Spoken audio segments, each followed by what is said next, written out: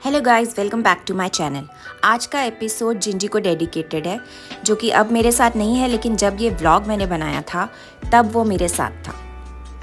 Don't worry, Gingee के बारे में ये एपिसोड नहीं होने वाला है। इस एपिसोड में मैं आपको लेके चलूँगी सोमनाथ और उसके बाद लेके चलूँगी दीव।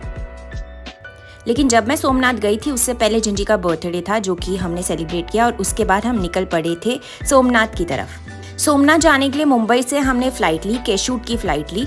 एक बहुत छोटा सा एयरपोर्ट है वहाँ पे। फ़्लाइट भी ज़्यादा लंबी नहीं थी, अराउंड 50 मिनट्स की वो फ़्लाइट थी।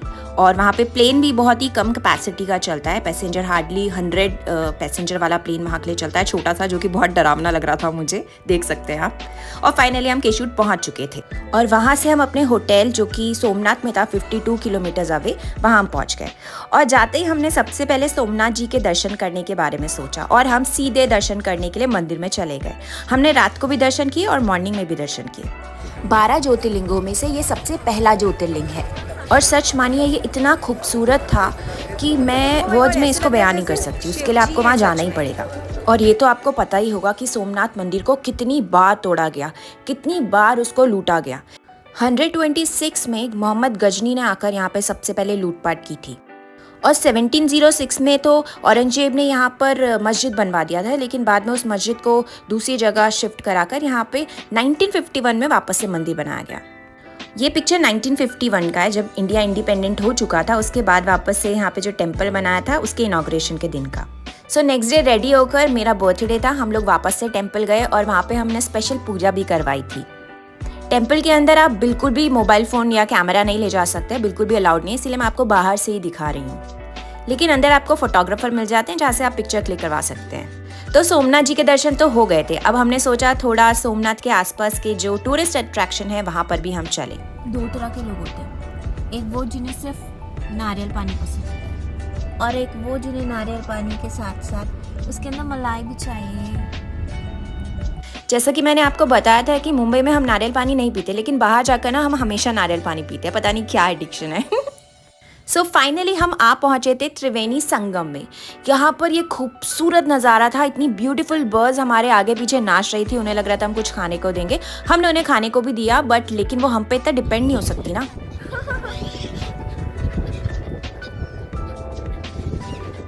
अगर हमारे हाथ में होता तो खाते। इस त्रिवेणी संगम में 3 नदियां आकर मिलती है, हिरन, कपिला और सरस्वती। और काफ़ी सारे लोग यहाँ पर डुबकी लगाने के लिए भी आते हैं, जिस दिन ऑस्पिशियस डे होता है हमारे हिंदू रिलीजन के अकॉर्डिंग। गाइस, ये सारी वीडियो लास्ट ईयर के टूर की हैं और मैंने उसको व्लॉगिंग पर्पस के लिए नहीं बनाया था, इसीलिए आपको क्वालिटी थोड़ा इन्फीरियर लगेगी इन वीडियोज़ की। सो त्रिवेणी संगम के बाद हम भलका तीर्थ चले गए थे। ये टेम्पल श्री कृष्णा जी को डेडिकेटेड है, क्योंकि ऐसा माना जाता है कि यहाँ पे श्री कृष्णा जी को तीर लगा था पैरों में। यहाँ पे अभी भी वो पीपल का पेड़ है जिसके नीचे श्री कृष्णा जी बैठे थे जब उन्हें तीर लगा था। सोमनाथ में और भी बहुत सारी जगह थी, बट मेरे पास उनका वीडियो रिकॉर्ड नहीं है। लेकिन इसके बाद हम दीव के लिए निकल गए थे, जो कि अराउंड 83 किलोमीटर्स अवे था सोमनाथ से। पहले तो मैं सच बताऊं, दीव को लेकर डाइसी थी कि वहाँ जाया नहीं, लेकिन अच्छा हो हम दीव गए, क्योंकि बहुत ही छोटी जगह है लेकिन बहुत ही खूबसूरत सी जगह है। एकदम सी के बगल में बसा हुआ है ये शहर। नेक्स्ट टाइम आप लोग भी सोमनाथ जाए तो दीव जाना मत भूलना, बिकॉज बहुत ही ब्यूटीफुल जगह है। सो वहाँ पहुँच के ना फर्स्ट नाइट हम लोग सीधे क्रूज में चले गए, उसके बारे में मैं आपको लास्ट में बताऊंगी। अगली मॉर्निंग हो गई थी और हमको पूरा दीव घूमना था। What a place man. सबसे पहले हम INS खुकरी मेमोरियल गए, जहाँ पे ये मेमोरियल बनाया है उसके सामने बहुत ही ब्यूटीफुल सी साइट आपको देखने को मिलती है, सी फ्रंट देखने को मिलता है। अमेजिंग प्लेस, मतलब यहाँ पे एक्चुअली आके आपको लगता है कि ये मेमोरियल बनाने के लिए एकदम परफेक्ट जगह है। एंड इतना ब्यूटीफुल सी मैंने अपनी लाइफ में आज तक नहीं देखा था। यहाँ पर आके सच में मतलब गोवा से भी ज़्यादा खूबसूरत ये जगह मुझे लग रही थी।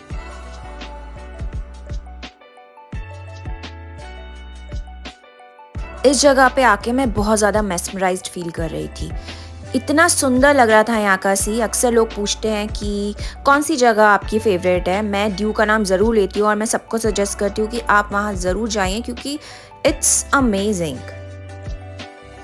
दिसंबर 1999 में इस मेमोरियल का इनॉग्रेशन हुआ था इस वॉर के बारे में मेरे डैड ने मुझे बाद में बताया था डिटेल में। 1971 की जो वॉर हुई थी उसी में 9 दिसंबर 1971 को ये सबमरीन डूब गया था जब वॉर चल रही थी। हमारी इंडियन नेवी के सोल्जर्स इसमें बहुत सारे मर गए थे। 176 सेलर्स थे और 18 ऑफिसर थे और मेरे डैड यहाँ पे सैल्यूट करके उन लोगों को रिगार्ड्स पे कर रहे हैं अपने। INS खुखरी का यहाँ पे रेप्लिका बनाया है और सारे सोल्जर्स के नाम उसके बाहर लिखे हुए हैं। बट सच में ये एकदम मैजिकल प्लेस थी। यहाँ पर इतनी अच्छी ठंडी ठंडी हवा चल रही थी और मैंने भी मम्मा की चुन्नी ली और उससे लहराते हुए भागने लगी। बहुत ही फेल्ड अटेम्प्ट था मेरा ये रील बनाने का, लेकिन सॉरी मैंने ऐसी जगह पे ये सब कुछ कर रही थी। पर इस जगह में कुछ मैजिक था और वो मैजिक आप सभी की आंखों में देख सकते थे। कोई भी अपने आप को यहाँ पर वीडियो या फोटोग्राफी करने से नहीं रोक सकता, इसलिए हमने भी थोड़ी बहुत की। और इसके बाद हम पहुंच गए थे ड्यू फोर्ट में, जो कि पोर्चुगीज ने बनवाया था 16th सेंचुरी में। प्रिसाइजली कहें तो 1535 में ये फोर्ट बनाया गया था और 1961 तक यहाँ पर पोर्चुगीज रहते थे। ये fort one of the 7 wonders of the Portuguese origin in the world में आता है और यहाँ पर आकर आपको लग जाएगा कि जो ये कह रहे हैं ना बिल्कुल सच कह रहे हैं। अगेन मैंने ड्यू को बहुत हल्के में लिया था, लेकिन यहाँ आकर मुझे पता चला कि इतना ब्यूटीफुल फोर्ट मैंने अभी तक तो नहीं देखा है। मुझे ना ऐसे मेडिटेरेनियन फील वाली जगह बहुत पसंद होती है जिसके सामने सी हो और टॉप में आप रहते हो। गोवा में भी इस तरह के फील वाला एक फोर्ट था, लेकिन ये उससे भी ज़्यादा ब्यूटीफुल लग रहा था। मैं आपको बता दूं कि ड्यू जो है ना बहुत छोटा सा शहर है, तो आप सारी जगहें यहाँ की जो मेजर अट्रैक्शन प्लेसेस हैं वो एक दिन में ही पूरे कर सकते हैं।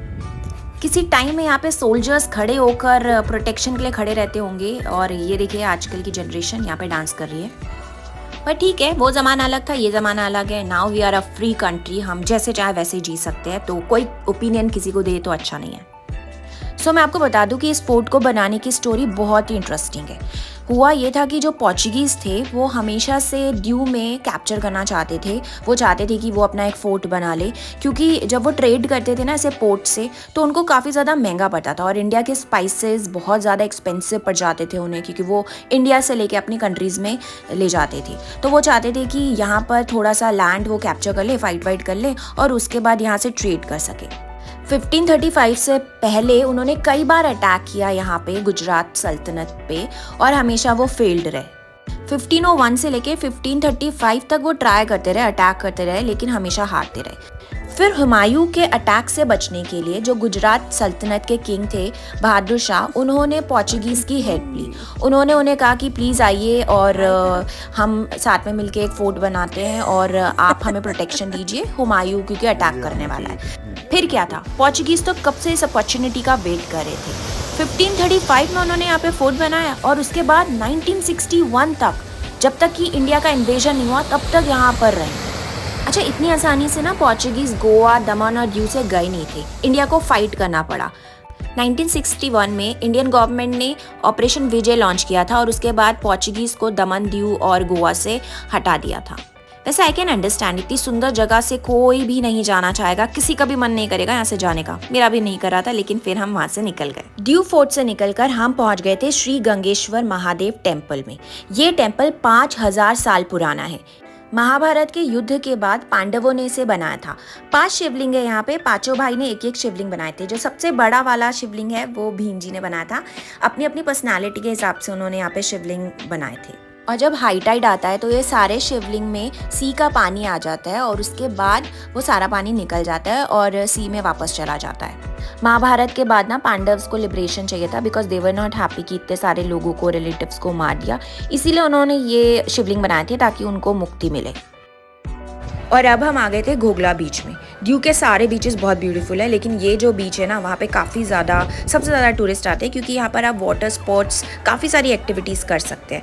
आप देख सकते हैं कि यहाँ पर मैं एक फ़ोटोशूट करवा रही थी क्योंकि मुझे प्रमोशन के लिए चाहिए था, और मेरी मम्मी ने तो फोटोग्राफर को पकड़ लिया और अपना फ़ोटोशूट करवाने लग गई। लेकिन यहाँ पर ना आपको फ़ोटोशूट करवाना हो या फिर आपको वाटर एक्टिविटीज़ करनी हो, सब कुछ आप कर सकते हैं। देखिए, हमारे फोटोग्राफर ने काफ़ी अच्छी और काफ़ी सस्ते में हमारी पिक्चर्स क्लिक कर दी थी।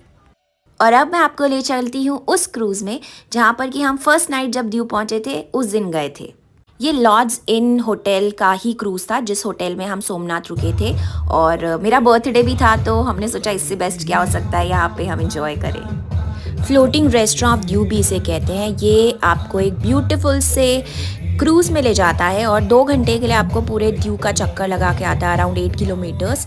एंड आपको यहाँ पे टिकट लेना होता है 1500 पर पर्सन का। उसमें आपको मॉकटेल्स मिलती हैं, आपको स्टार्टर्स मिलते हैं, आपको डिनर मिलता है, सब कुछ मिलता है। आप यहाँ पे डीजे भी रहता है जिसमें आप डांस भी कर सकते हैं। हमने बहुत डांस किया। इंटरेस्टिंग बात ये हुई कि वहाँ पर ना हमको पहाड़ी कपल मिल गया था एक, और उन्होंने पहाड़ी गाने बोला डीजे को बजाने के लिए, और सब ने इतना डांस किया इन गानों में। वहाँ पे और भी स्टेट्स के लोग थे, इंडिया के कोने कोने से वहाँ पे लोग आए हुए थे, और सब मिलके सारे डांस कर रहे थे, सारे गानों में डांस कर रहे थे। एंड स्पेशली पहाड़ी गानों में तो हम सब ने इतने अच्छे से स्टेप भी किए और डांस किया।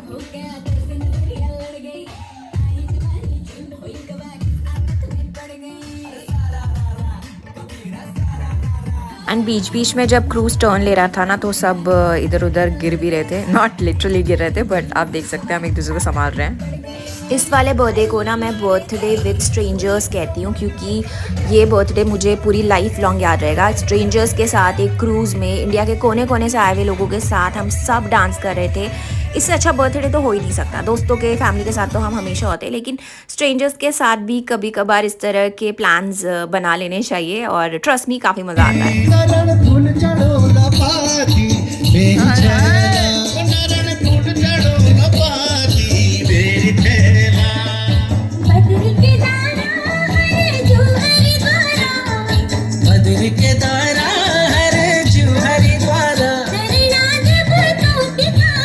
और लास्ट में पहाड़ी गाना बजा और सबको पहाड़ी स्टेप करना कंपलसरी था। सबने पहाड़ी स्टेप फॉलो किया और खूब इंजॉय किया। इनफैक्ट सब बाद में एक दूसरे के फ्रेंड्स बन गए थे और सबने अपने नंबर्स भी एक्सचेंज किए।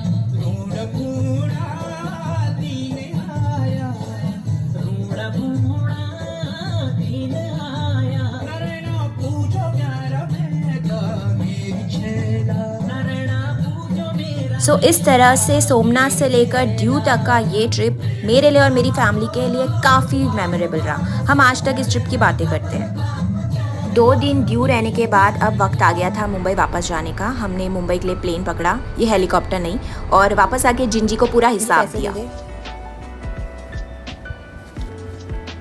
दे दे। ट्रिप के बाद जो पैसे बच गए थे जिंजी ने फाइनली वो वापस लौटा दिए मुझे और बोला जा जा अंकिता, जी ले अपनी ज़िंदगी। जिंजी, आई मिस यू अलॉट। आप जा भी हो, आई होप आप खुश हो। मैं आपको रोज़ मिस करती हूँ, और ये एपिसोड मैं जिंजी को डेडिकेट करना चाहती हूँ, क्योंकि जब ये वीडियोस बनाए थे तब जिंजी था मेरे साथ। Okay guys, see you next time. तब तक ले take care and bye bye.